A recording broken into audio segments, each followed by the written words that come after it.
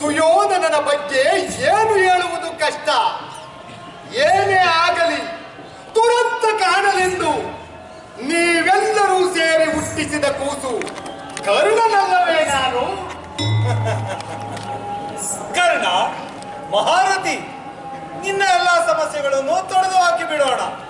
ನೀನೇ ನಿನ್ನ ಗೆಳೆಯ ಕೌರವನ ಜೊತೆ ಸಂಧಾನದ ಮಾತನಾಡಿಬಿಡು. ಕೃಷ್ಣ, ನೀನು ಮತ್ತು ಅರ್ಜುನ ಹುಟ್ಟಿನಿಂದ ಬಂಧುಗಳು. ನೀವಿಬ್ಬರು ಒಂದಾಗಿರಲು ಏನೇನು ಮಹಾನ್ ಕಾರಣಗಳಿವೆ. ಆದರೆ ಕ್ಷತ್ರಿಯ ತಿರಸ್ಕೃತನಾದ ಕುರು ತಿರಸ್ಕೃತನಾದ ಕರ್ಣನನ್ನು ಪ್ರೀತಿಸಲು ದುರ್ಯೋಧನನಿಗೆ ಏನೇನು ಕಾರಣಗಳಿದ್ದವು ನನಗದು ಬೇಡ. ಆದರೆ ಗುಣಗ್ರಾಹಿಯಾಗಿ ನನಗೆ ಮನ್ನಣೆ ಇತ್ತನಲ್ಲ ಆ ನನ್ನ ಗೆಳೆಯ, ಅವನೊಂದಿಗೆ ನಾನು ಸಂಧಾನದ ಮಾತನ್ನಾಡುವುದೇ. ಇಂತಹ ರಾಜಕಾರಣವೆಲ್ಲ ನಿನಗೆ, ನಿನ್ನನ್ನು ನಂಬಿರುವ ಪಾಂಡವರಿಗಿರಲಿ. ಯುದ್ಧದಲ್ಲಿ ನಾನು ಗೆದ್ದರೆ ದುರ್ಯೋಧನನಿಗೆ ಪಟ್ಟಾಭಿಷೇಕ, ನಾನು ಸತ್ತರೆ ನನಗೆ ವೀರ ಸ್ವರ್ಗ. ಇದು ನನ್ನ ಅಂತಿಮ ನಿರ್ಧಾರ. ಇದೇ ನನ್ನ ಅಂತಿಮ ನಿರ್ಧಾರ.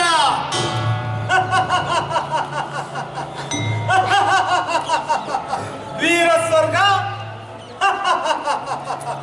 ಅಯ್ಯೋ ಮರಳೇ,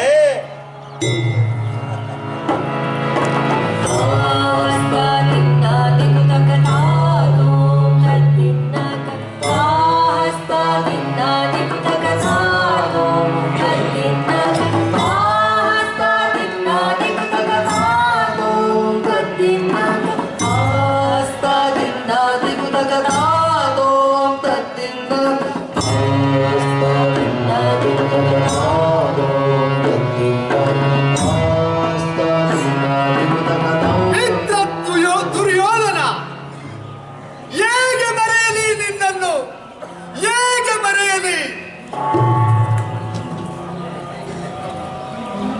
ಎಂತಹ ಹೊಯ್ದಾಟಕ್ಕೆ ಹಚ್ಚಿಟ್ಟು ಬಿಟ್ಟ ಆ ವಾಸುದೇವ ನನ್ನನ್ನು ಅತ್ಯಂತ ತೀವ್ರವಾಗಿ ನನ್ನ ಅಂತರಂಗದ ಭಾವಪಲ್ಲಟಕ್ಕೆ ಮೊದಲಿಟ್ಟ.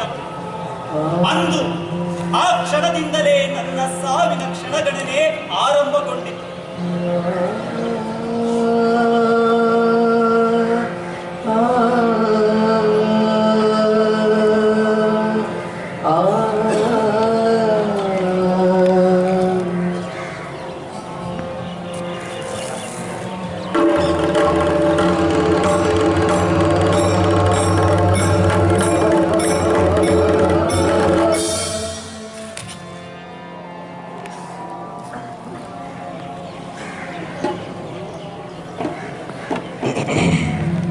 ಕರ್ಣ ಅಂದೇ ಸತ್ತು ಹೋದ.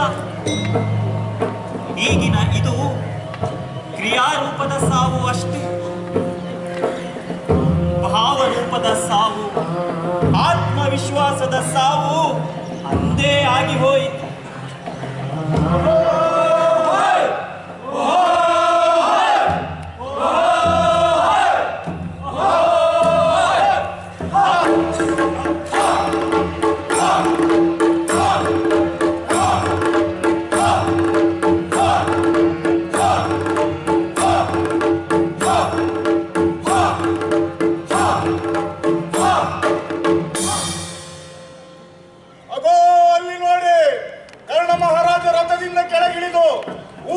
ಚಕ್ರವನ್ನು ಮೇಲೆತ್ತುತ್ತಿರಬೇಕಾದರೆ ಕೃಷ್ಣ ಹೇಳಿದ ಅಂತ ಅರ್ಜುನ ಬಾಣ ಹೊಡೆದೇ. ಅದು ಅಧರ್ಮ ಅಲ್ಲವ? ತೀರಾ ತಿಳಿದು ಕೃಷ್ಣ ಹೀಗೆ ಮಾಡುತ್ತಾನೆ ಅಂದರೆ? ಹೋಗು ಹೋಗು. ಹಾಗಾದ್ರೆ ಕರ್ಣ ಭೀಮನ ಮಗ ಘಟೋತ್ಕಚನನ್ನು ಕೊಂದದ್ದು ಅದು ಧರ್ಮನಾ? ಯುದ್ಧ ಅಂದ್ಮೇಲೆ ಸಾಯಿಸೋದಷ್ಟೇ. ಧರ್ಮ ಕರ್ಮ ಎಲ್ಲ ಮೊದ್ಲಿತ್ತು, ಈಗೇನು ಇಲ್ಲ. ಸರಿಯಾಗಿ ಹೇಳಿದೆ. ಹೋಗೋಣ.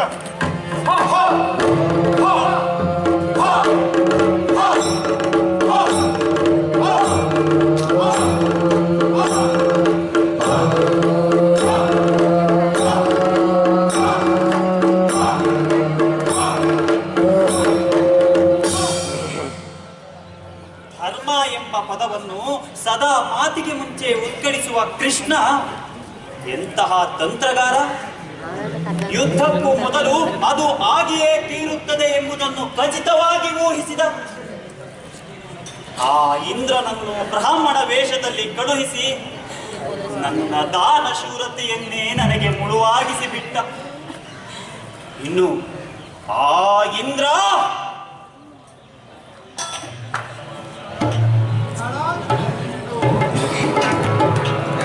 ತಳಾಂಗ ತರಿಕಿಟ ತಳಾಂಗ ತರಿಕಿಟತೋ ತಳಾಂಗ ತರಿಕಿಟ ತಳಾಂಗ ತರಿಕಿಟತೋ ತಳಾಂಗ ತರಿಕಿಟ ತಳಾಂಗ ತರಿಕಿಟತೋ ತಳಾಂಗ ತರಿಕಿಟ ತಳಾಂಗ ತರಿಕಿಟತೋ ತಳಾಂಗ ತರಿಕಿಟ ತಳಾಂಗ ತರಿಕಿಟತೋ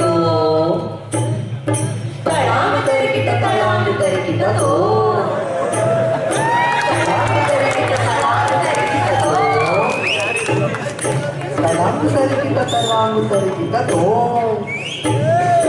ಓ ಮೋಡಗಳಿರ ಸೂರ್ಯನೊಡನೆ ನೀವಿಂದು ತೆರಳಿ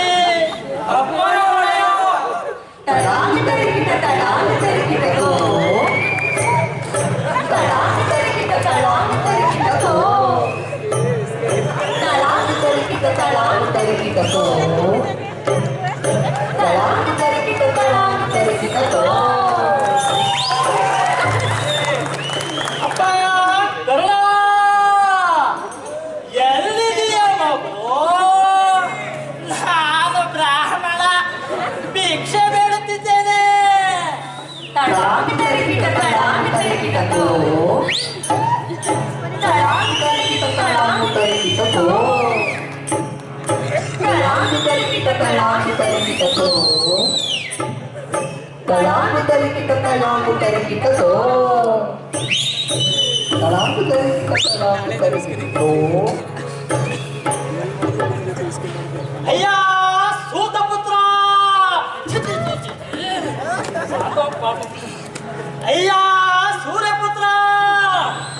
ನಾನಸೂರ ಕರ್ಣ ಎಲ್ಲಿದೆಯ ಮಗು? ಬೇಗ ತ್ವರೆ ಮಾಡು.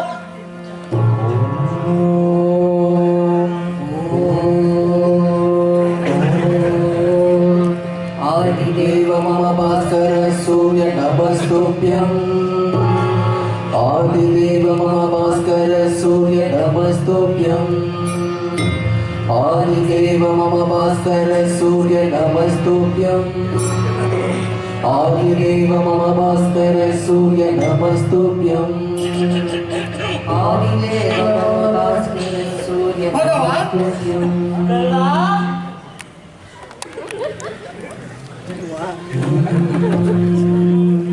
ಭಗವಾನ್, ಬಹಳ ಸಂತೋಷಗೊಂಡಿದ್ದೇನೆ. ಇಂದು ಲೋಕದಲ್ಲಿ ಕೃತಾರ್ಥರಾದವರ ಗಣನೆಯಲ್ಲಿ ನಾನೂ ಬಂದಂತಾಯಿತು. ರಾಜಾದಿರಾಜರು ನನ್ನ ಪಾದ ಕಮಲಗಳಿಗೆ ನಮಸ್ಕರಿಸಿ ತಮ್ಮ ಶಿರೋರತ್ನಗಳ ಕಾಂತಿಯಿಂದ ಅದನ್ನು ಕೆಂಪಾಗಿಸುತ್ತಾರೆ. ಆದರೆ ಅಂತಹ ನನ್ನ ಮುಡಿಯಿತು ವಿಪ್ರತೋಮರ ಪಾದ ಧೂಳಿನಿಂದ ಪಾವನವಾಗಿದೆ. ಪೂಜ್ಯರಾದ ನಿಮಗೆ ಇದೋ ಕರ್ಣನ ನಮಸ್ಕಾರಗಳು. ನಾನು ಏನೆಂದು ಆಶೀರ್ವಾದ ಮಾಡಬೇಕು? ಒಂದು ವೇಳೆ ದೀರ್ಘಾಯುವಾಗುವೆಂದರೆ ಚಿಕ್ಕಪ್ಪು ಇವನು ದೀರ್ಘಾಯುವೇ ಆಗಿಬಿಡುತ್ತಾನೆ. ಎನ್ನದಿದ್ದರೆ ನನ್ನನ್ನು ಆಚಾರನೆಂದು ಧಿಕ್ಕರಿಸುತ್ತಾನೆ. ಆದ್ದರಿಂದ ಎರಡನ್ನೂ ತಪ್ಪಿಸಿ ಈಗ ಮತ್ತೇನು ಹೇಳಲಿ? ಓ ಗೊತ್ತಾಯಿತು.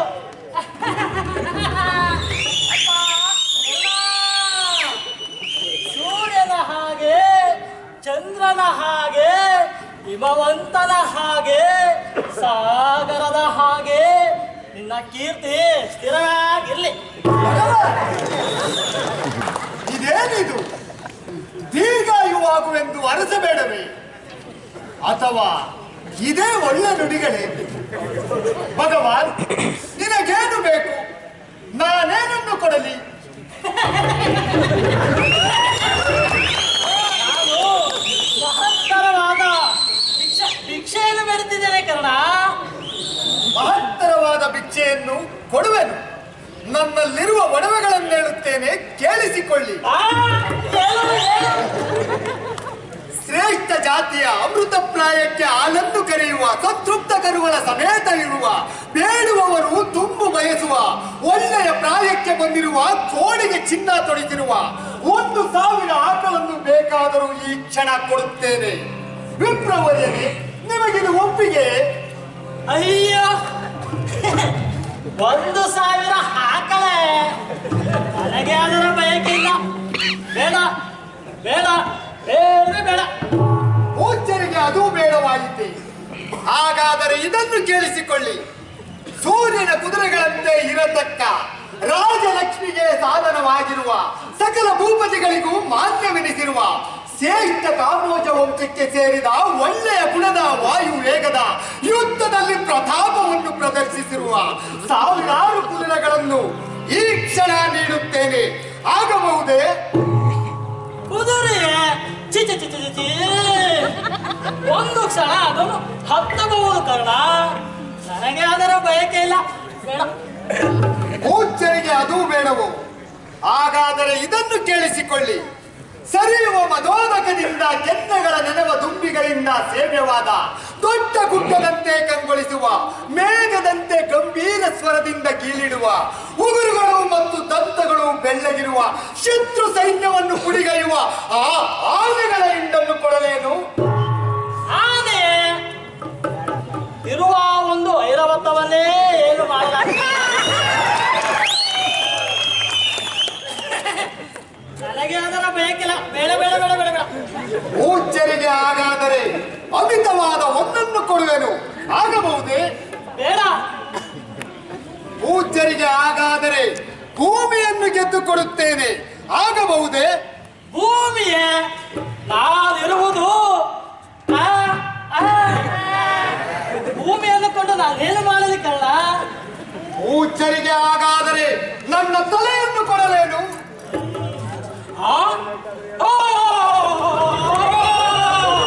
ಬೇಡ ಬೇಡ ಬೇಡ ಬೇಡ ಬೇಡ ಬೇಡ ಬೇಡ. ಎದರುವುದು ಬೇಡ. ಪೂಜ್ಯರು ಪ್ರಸನ್ನರಾಗಲಿ. ನನ್ನಲ್ಲಿ ಕೊಡುವುದಕ್ಕೆ ಮತ್ತೇನಿದೆ ಎಂಬುದನ್ನು ಹೇಳುತ್ತೇನೆ, ಕೇಳಿಸಿಕೊಳ್ಳಿ. ನನ್ನ ಅಂಗಗಳೊಡನೆ ಹುಟ್ಟಿ ಬಂದಿರುವ ಶರೀರದ ರಕ್ಷಾ ಕವಚವಿದೆ. ದೇವತೆಗಳಾಗಲಿ ಅಸುರರಾಗಲಿ ಇದನ್ನು ಅಸ್ತ್ರಗಳಿಂದ ಭೇದಿಸಲಾರರು. ಪೂಜ್ಯರಿಗೆ ಒಪ್ಪಿಗೆಯಾಗುವುದಾದರೆ ಈ ನನ್ನ ಕಣ್ಣ ಕುಂಡಲ ಕವಚವನ್ನು ಪ್ರೀತಿಯಿಂದ ದಾನವಾಗಿ ಕೊಡುವೆ. ಕೊಡು ಕೊಡು ಕೊಡು ಕೊಡು ಕೊಡು. ಓಹೋ, ಇದೇ ಇವನ ಬಯಕೆ. ಇದು ಪರಿಪರಿ ಬುದ್ಧಿಯ ಕಪಟ ಕೃಷ್ಣನ ಉಪಾಯವಿರಬಹುದೇ? ಆದರೂ ಆಗಿಕೊಳ್ಳಲಿ. ಈಗ ಅನುತಪಿಸುವುದು ತರವಲ್ಲ. ಆದ್ದರಿಂದ ಕೊಡಬಾರದು, ತಾವು ಅದನ್ನು ಕೊಡಬಾರದು. ಶಲ್ಯ, ತಡೆಯಬೇಡ ನೀನು. ಕಾಲ ಕೆಳದ ಮೇಲೆ ಬೆಳೆದ ಬಿಟ್ಟೆಯು ಕ್ಷೀಣಿಸುತ್ತದೆ. ಒಳ್ಳೆಯ ಗಟ್ಟಿಯಾಗಿ ಬೇರು ಬಿಟ್ಟ ಮರಗಳು ಉರುಳಿ ಬೀಳುತ್ತದೆ. ದೊಡ್ಡ ಜಲಾಶಯದ ನೀರು ಕೂಡ ಒಳಗಿ ಹೋಗುತ್ತದೆ. ಆದರೆ ಮಾಡಿದ ಹೋಮ, ಕೊಟ್ಟ ದಾನ, ಇದು ಮಾತ್ರ ಇದ್ದಂತೆ ಇರುತ್ತದೆ. ಆದ್ದರಿಂದ ಅರಿತವರಾರೋ ವಿಧಿನಿಲ್ಲ ಲೀಲೆಯ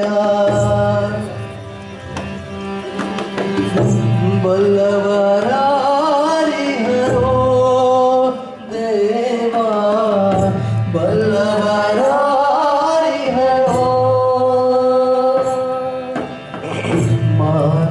ಮಾನವನಾಗಿ ಜನಿಸಿದ ಮೇಲೆ ಸುಖ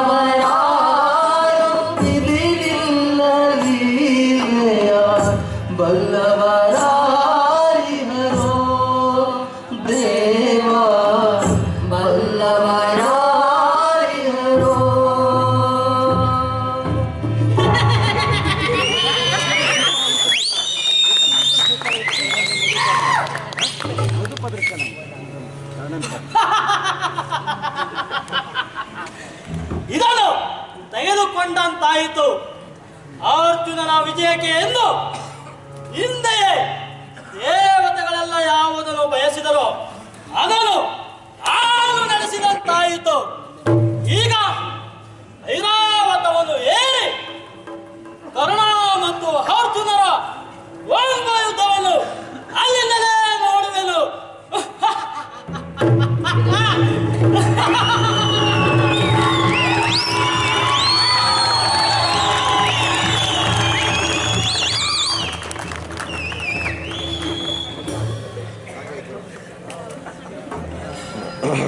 ಇನ್ನು ಮಾತೆ ಕುಂತಿ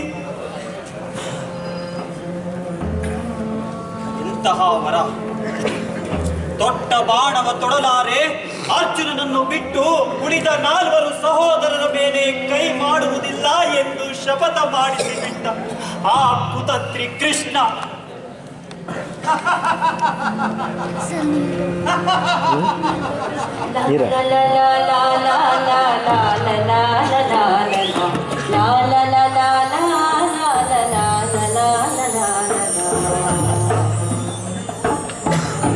ಕೃಷ್ಣ, ನನಗೊಂದು ಕುತೂಹಲವಿದೆ.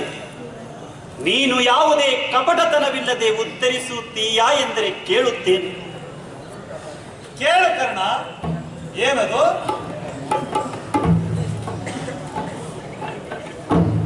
ನನ್ನ ಮೇಲೆ ಅಂತಿಮ ಬಾಣ ಪ್ರಯೋಗಿಸುವ ಮುನ್ನ ಅರ್ಜುನನಿಗೆ ನನ್ನ ಮೇಲೆ ಅತ್ಯಂತ ತೀವ್ರವಾದ ವ್ಯಾಮೋಹ ಉಂಟಾಗಿದ್ದಂತೆ. ಬಿಲ್ಲು ಮೇಲೇಳಲೇ ಇಲ್ಲವಂತೆ. ಹೇಗೆ ಬಾಣ ಹೂಡುವುದು, ಹೇಗೆ ಕೊಲ್ಲುವುದು ಎಂದೆಲ್ಲ ಚಿಂತಿಸಿದನಂತೆ. ಇದು ನಿಜವೇ ಕೃಷ್ಣ?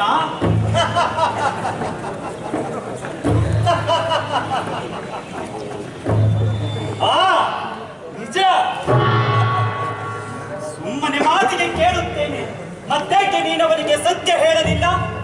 ನಾನು ಕೇಳದಿದ್ದರೂ ನನ್ನ ಬಳಿ ಬಂದು ನೀನು ಕುಂತಿಯ ಮಗ, ಪ್ರಥಮ ಪಾಂಡವ ಅಂದೆಲ್ಲ ಹೇಳಿದೆ.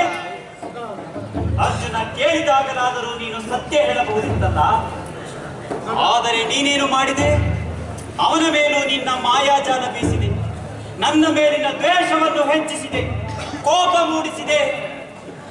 ನಿರಾಯುಧನಾದ ನನ್ನ ಮೇಲೆ ಬಾಣ ಹೂಡಿಸಿ ಧರ್ಮಯುದ್ಧ ಎಂದೆ ಅಲ್ಲವೋ?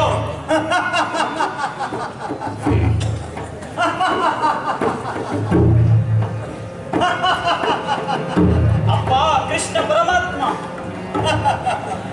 ಧರ್ಮರಾಯನಂತಹ ಸತ್ಯಸಂಧನ ಬಾಯಲ್ಲಿ ಸುಳ್ಳು ಹೇಳಿಸಲು, ಸೂರ್ಯನಿಗೆ ಚಕ್ರ ಅಡ್ಡ ತಂದು ಜಯದ್ರಥನನ್ನು ಕೊಂದು ಅರ್ಜುನನನ್ನು ಉಳಿಸಿಕೊಳ್ಳಲು, ತಪ್ಪುಗಳ ಮೇಲೆ ತಪ್ಪು ಮಾಡಲು, ನಿನ್ನ ಪರವಾಗಿದ್ದವರನ್ನೆಲ್ಲ ನೀನು ಕಾಪಾಡಿಕೊಳ್ಳಲು ನೀನು ಅವತಾರವೆತ್ತಿ ಬರಬೇಕಾಯಿತಲ್ಲ ಎಂಬುದೇ ವಿಪರ್ಯಾಸ. ಆದರೂ ನಿನ್ನ ಮಾತಿನಲ್ಲಿ ಧರ್ಮ ಎಂಬ ಪದ ಅಡಗಿರುತ್ತದೆ ಅಲ್ಲವೋ?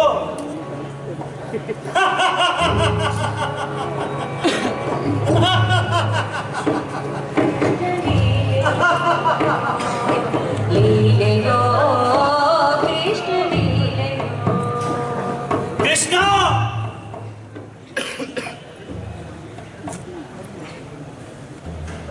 ಇನ್ನು ಮಾತೆ ಕುಂತಿ, ಅಮ್ಮ, ನೀನೇನು ನನ್ನ ಹೃದಯವನ್ನು ಜಗ್ಗಿ ನಿನಗೆ ಬೇಕಾದ ವರವನ್ನು ಪಡೆದುಕೊಂಡು ಹೋಗಿಬಿಟ್ಟೆ.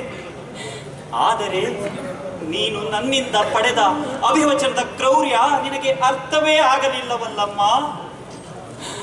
ಅದು ನಿನಗೆ ಬೇಕಾಗಿಯೂ ಇರಲಿಲ್ಲ ಬಿಡು. ಯಾಕೆಂದರೆ ಎಂದೋ ಈ ಮಗನ ಮೇಲಿನ ಆಸೆಯನ್ನು ತ್ಯಜಿಸಿದವಳಲ್ಲವೇ ನೀನು. ನನ್ನ ಬಲಿದಾನದಿಂದ ನಿನ್ನೈವರ ಮಕ್ಕಳ ಬದುಕನ್ನು ಅರಳಿಸಲು ಎಷ್ಟು ಸುಲಭವಾಗಿ ತಯಾರಾಗಿ ಬಿಟ್ಟೆ. ಹೆತ್ತ ಮಗನೊಂದಿಗೆ ವ್ಯಾಪಾರಕ್ಕೆ ಇಳಿದು ಬಿಟ್ಟೆಯಲ್ಲಮ್ಮ. ಮಗು ಕರ್ಣ, ನೀನೂ ನನ್ನ ಮಗನೇ ಎಂದೆನ್ನುತ್ತಾ ಮಾತಿನ ಜೇನು ತುಟ್ಟಿಕ್ಕಿಸಿದ ನೀನು ಹೆತ್ತ ಕ್ಷಣದಂತೆ ಈಗಲೂ ನನ್ನನ್ನು ನಡು ನೀರಿನಲ್ಲಿ ತೇಲಿ ಬಿಟ್ಟೆಯಲ್ಲಮ್ಮ. ಇಲ್ಲ ಇಲ್ಲ, ಅಂದು ತೇಲಿ ಬಿಟ್ಟೆ, ಇಂದು ಮುಳುಗಿಸಿಯೇ ಬಿಟ್ಟೆಯಲ್ಲಮ್ಮ.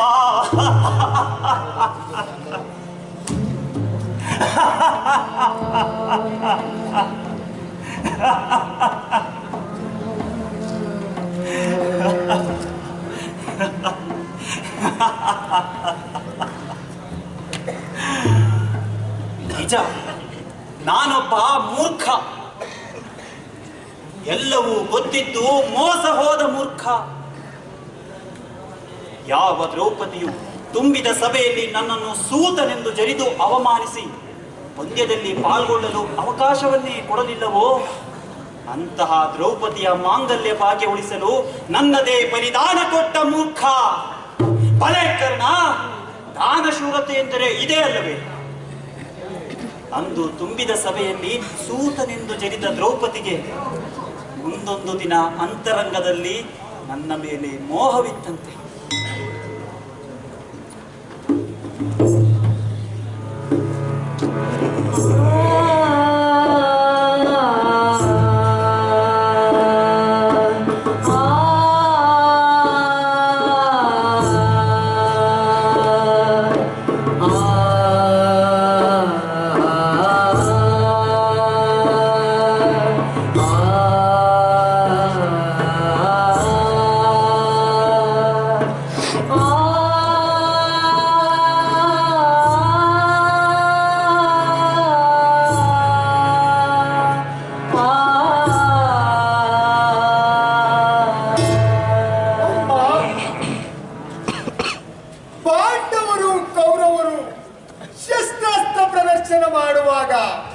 ನನಗೂ ಒಂದು ಅವಕಾಶ ಸಿಕ್ಕಿತ್ತು.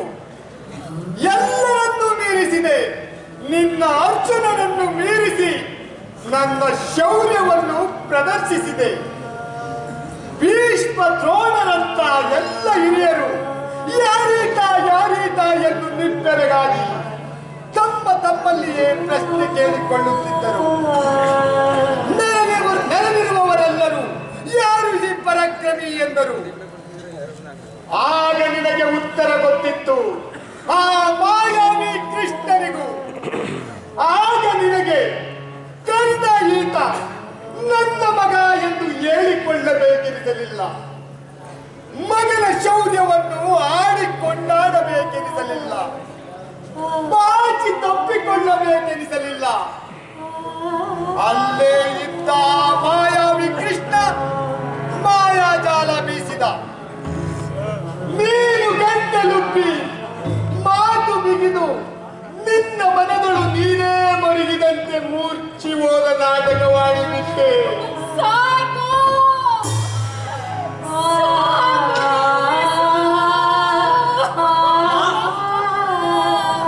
ಒಮ್ಮೊಮ್ಮೆ ಅಂದುಕೊಳ್ಳುತ್ತೇನೆ, ಹೆತ್ತ ಮಗನನ್ನೇ ಮುಗಿಸಿ ಹಾಕಲು ಕೃಷ್ಣರವರಂತರ ಸಂಚಿನಲ್ಲಿ ಭಾಗಿಯಾದ ಜಗತ್ತಿನ ಮೊದಲ ತಾಯಿ ನೀನೇ ಇರಬೇಕು ಎಂದು.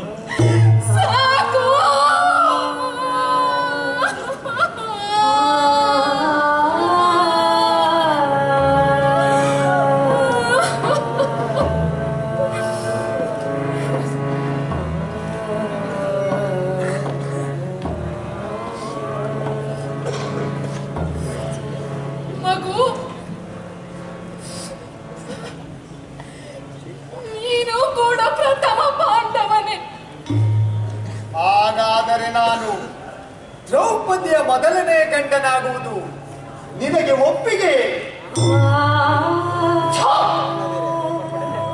ನಿನ್ನ ಸಂಸ್ಕಾರಕ್ಕೆ ತಕ್ಕ ಮಾತನಾಡಿದೆ. ಜನ್ಮದಿಂದ ಒಬ್ಬ ವ್ಯಕ್ತಿಯಾಗುವುದಕ್ಕಿಂತಲೂ ಸಂಸ್ಕಾರದಿಂದ ಒಬ್ಬ ವ್ಯಕ್ತಿಯಾಗುತ್ತಾನೆ. ಅದಕ್ಕೆ ನೀನೇ ಉದಾಹರಣೆ. ನಿನ್ನ ಈ ಹೊಲಸು ಮಾತುಗಳೇ ಉದಾಹರಣೆ ಕರ್ಣ. ನಾನು ಮರು ಉತ್ತರ ಕೊಡಲಿಲ್ಲ. ನನ್ನೊಳಗೆ ನಾನೇ ಉಸಿರಕ್ಕಿದೆ. ಎತ್ತ ಮರುಕ್ಷಣಕ್ಕೆ ನದಿಗೆ ನೂಕಿಬಿಟ್ಟ ಮಹಾತಾಯಿ ನಿನದೆಂತ ಸಂಸ್ಕಾರ ಎಂದು ನನ್ನ ಸಂಸ್ಕಾರದ ಮಾತನ್ನು ಆಡುವವರಿಗೆ ಅವರಲ್ಲೂ ಒಂದು ಸಂಸ್ಕಾರ ಇರಬೇಕೆಂದು ನಾನು ಅಪೇಕ್ಷಿಸುವಲ್ಲಿ ಯಾವ ತಪ್ಪಿದೆ? ಅಮ್ಮ, ಕೇವಲ ಹೆತ್ತದಷ್ಟೇ, ಎತ್ತಿಕೊಳ್ಳಲಿಲ್ಲ, ಹಾಲುಣಿಸಲಿಲ್ಲ, ಮಲಮೂತ್ರ ಬಾಚಲಿಲ್ಲ, ಮಾತು ಹೇಳಿಕೊಡಲಿಲ್ಲ. ಈಗ ಹಠತ್ತನೆ ಬಂದು ಆ 5 ಸಲುವಾಗಿ ನಾನು ಕೊಟ್ಟಿರುವ ಪ್ರಾಣವನ್ನು ಕೊಟ್ಟು ಬಿಡು ಎಂದು ಕೇಳಲು ಬಂದಿದ್ದೀಯಲ್ಲಮ್ಮ. ಇದೇನಮ್ಮ ನಿನ್ನ ಸಂಸ್ಕಾರದ ಹೆಚ್ಚುಗಾರಿಕೆ? ಸಾಕು, ಹೀಗೆ ಚುಚ್ಚಿ ಚುಚ್ಚಿ ಮಾತನಾಡಬೇಡ.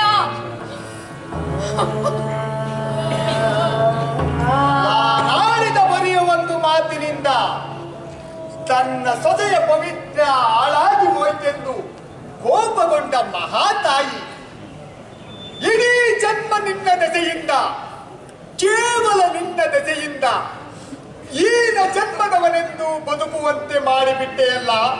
ನಿನ್ನ ಮೇಲೆ ಎಷ್ಟು ತಿರಸ್ಕಾರ, ಅಸಹ್ಯ ಉಂಟಾಗಬಹುದೆಂಬುದನ್ನು ನೀನು ಯೋಚಿಸಲೇ ಇಲ್ಲವಲ್ಲಮ್ಮ. ಅಮ್ಮ, ಇತರರ ಸಂಸ್ಕಾರದ ಬಗ್ಗೆ ಹೇಳುವೆಯಲ್ಲ. ಕುರುಡನ ಮಗ ಕುರುಡ ಎಂದು ಜನಿದ ನಿನ್ನ ಸೊಸೆ ದ್ರೌಪದಿಗೆ ಬೋಧಿಸಲಿಲ್ಲ ಸಂಸ್ಕಾರವ? ಅಶ್ವತ್ಥಾಮೋ ಹತಃ ಕುಂಜರಃ ಎಂಬ ಬುಡ ಮೇಲಾಗುವಂತ ಸುಳ್ಳನ್ನಾಡಿದ ನಿನ್ನ ಮಗನಿಗೆ ಬೋಧಿಸಲಿಲ್ಲ ಸಂಸ್ಕಾರವ? ಪಾಪ, ಸಮಯ ಕಾಯುತ್ತಿದ್ದೇ ಏನು ನನ್ನನ್ನು ಮುಗಿಸಿ ಹಾಕಲು. ಸಾಕು ಮಗ, ಸಾಕು.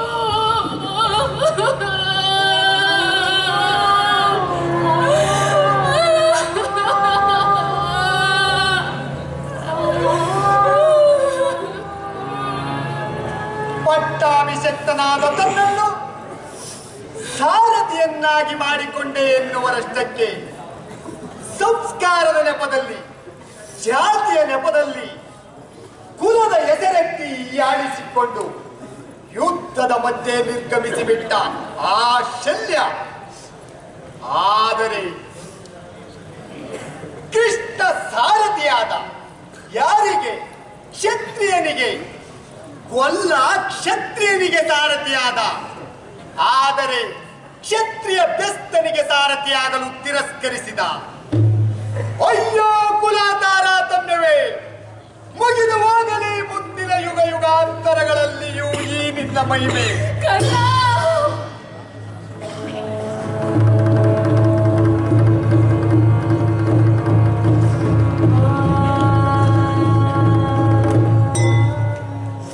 ನಾನು ಜನ್ಮತಾ ಸೂತನಲ್ಲ, ಹಾಗೆಂದು ಪ್ರಮಾಣ ಮಾಡಿದರೂ ಕೇಳುವರು ಯಾರಿಲ್ಲ. ಆದರೆ ಈ ಜನ್ಮಕ್ಕೆ ನಾನು ಸೂತನೆ, ಈ ಜನ್ಮಕ್ಕೆ ನಾನು ಸೂತನೆ, ಈ ಸಾಕು.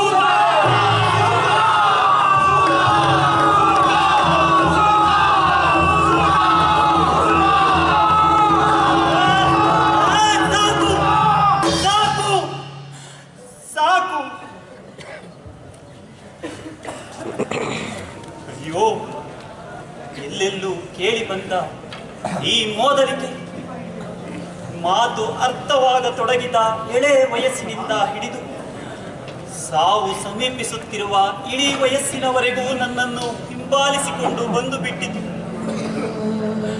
ಆ ಒಂದು ಸಂಬೋಧನೆ ನನ್ನೊಳಗೆ ನನ್ನನ್ನೇ ಶೂನ್ಯವಾಗಿಸಿ ಬಿಟ್ಟಿತು.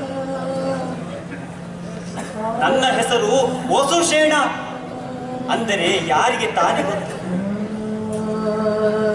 ಕರ್ಣ, ಮಹಾರಥಿ ಕರ್ಣ, ಅಂಗರಾಜ ಕರ್ಣ, ದಾನಶೂರ ಕರ್ಣ, ಸುಯೋಧನನ ಆಪ್ತ ಮಿತ್ರ ಕರ್ಣ. ಇಂಥ ಕರ್ಣ ಮಧುರ ಕರೆಗಳನ್ನು ಸ್ವೀಕರಿಸಿ ಸೂತನೆಂಬ ಕೂಗು ನನ್ನ ಕಿವಿಗೆ ಬೀಳದಂತಿರಲು ಪರಿತಪಿಸುತ್ತಿದ್ದೆ.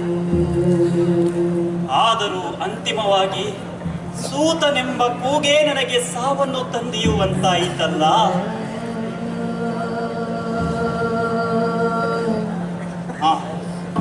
ನಾನಂತೂ ವಿಫಲನಾದೆ. ಆದರೆ ಗೆಳೆಯ ಛಲದಂಕ ಮಲ್ಲನಾದ ನೀನು ಕೊನೆಯವರೆಗೂ ಯುದ್ಧ ಮಾಡು. ಮಿತ್ರ ಸುಯೋಧನ, ನೀನು ಗೆದ್ದರೆ ನಿನ್ನ ಛಲಕ್ಕೆ ಗೆಲುವಾಗಬಹುದು, ಸೋತರೆ ವೀರ ಸ್ವರ್ಗ ಪ್ರಾಪ್ತಿಯಾಗಬಹುದು. ಆದರೆ ಪ್ರಯೋಜನ? ನೀನಾಗಲಿ ಪಾಂಡವರಾಗಲಿ ಸಿಂಹಾಸನದ ಮೇಲೆ ಕೂರುವುದು ಶವಗಳ ರಾಶಿಯ ಮೇಲೆ ಕುಳಿತಂತೆ.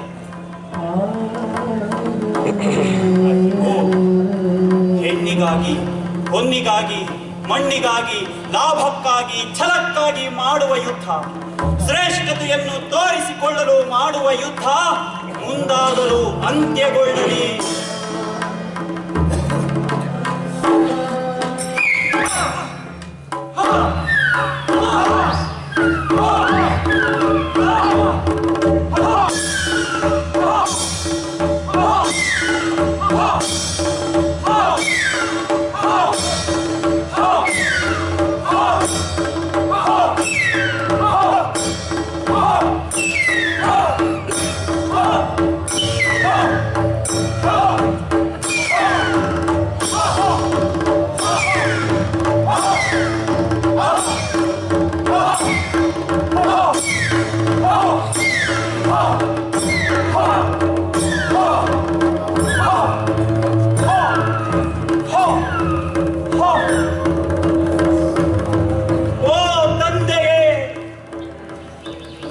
ಸಾವಿನ ಸೂತಕದ ಸ್ನಾನ ಮಾಡುವನಂತೆ ಬಡವನ ಕಡಲಿಗೆ ಇಳಿಯುತ್ತಿದ್ದೀಯ ಸೂರ್ಯ ದೇವ.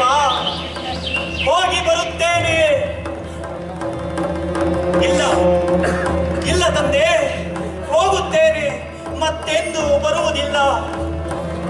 ಆದರೆ ನನ್ನದೊಂದು ಕೋರಿಕೆ, ಮುಂದೆಂದು ಜಗತ್ತಿನಲ್ಲಿ ಹುಟ್ಟಿದ ಕ್ಷಣಕ್ಕೆ ಗಂಗೆಯಲ್ಲಿ ತೇಲಿ ಬಿಡುವ ಕರ್ಣರು ಹುಟ್ಟದಿರಲಿ. ಗಂಗೆಯಲ್ಲಿ ತೇಲಿ ಬಿಡುವ ಕರ್ಣರು ಹುಟ್ಟದಿರಲಿ. ಗಂಗೆಯಲ್ಲಿ ತೇಲಿ ಬಿಡುವ ಕರ್ಣರು ಹುಟ್ಟದಿರಲಿ.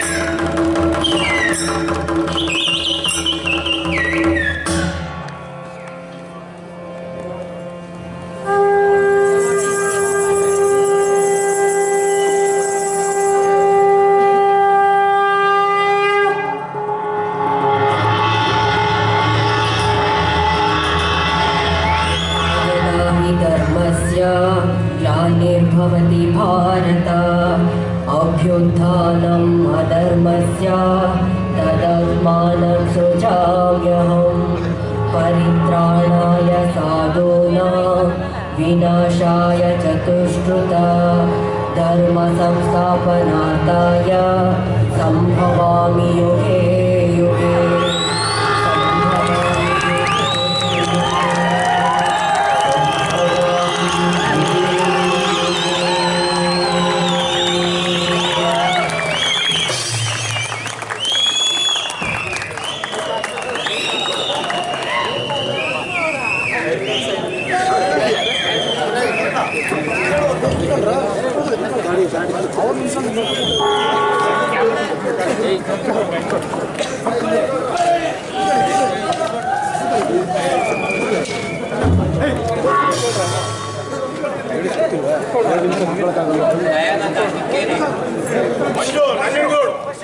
ಆನಂದ ಕಿಕ್ಕೇರಿ,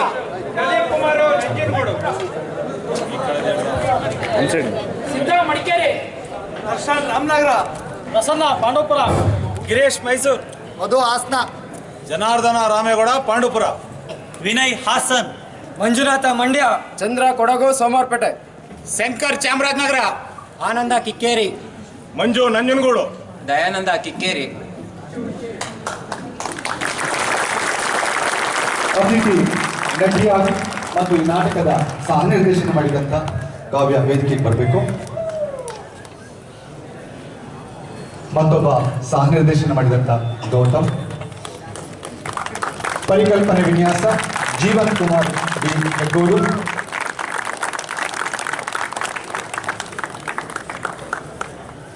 ಚಂದದ ಪ್ರಸಾದನ ಪರಿಕರ ರಂಗ ವಿನ್ಯಾಸವನ್ನು ಮಾಡಿಕೊಟ್ಟಂಥ ಮಂಜು ಕಾಚಟ್ಟಿ ಮತ್ತು ಶ್ರೀಕಾಂತ್ ವೇದಿಕೆಗೆ ಬರಬೇಕು.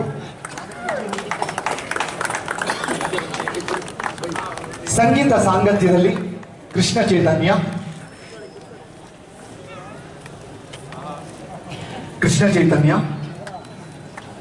ಕರ್ನಾಟಕದ ಅತ್ಯುತ್ತಮ ರಂಗ ಸಂಗೀತದಲ್ಲಿ ವಿವಿಧ ವಾದ್ಯಗಳನ್ನು ನುಡಿಸ್ತಾ ಅದು ನಮ್ಗೆ ಸಿಕ್ಕಿರೋದೇ ಒಂದು ಖುಷಿಯ ಕ್ಷಣ. ಎಲ್ಲ ವಾದ್ಯಗಳನ್ನು ನುಡಿಸ್ತಾರೆ, ಅತ್ಯಂತ ಖುಷಿಯ ವಿಚಾರ. ಹಾಗೆಯೇ ನಮ್ಮ ಗಂಗೂಬಾಯಿ ಆನ್ಗಲ್ ವಿಶ್ವವಿದ್ಯಾನಿಲಯದಲ್ಲಿ ಕರ್ನಾಟಕದಲ್ಲಿ ತುಂಬ ಹೆಸರುವಾಸಿಯಾಗಿರ್ತಕ್ಕಂಥ ಗಾಯಕಿ ಸಿಂಚನ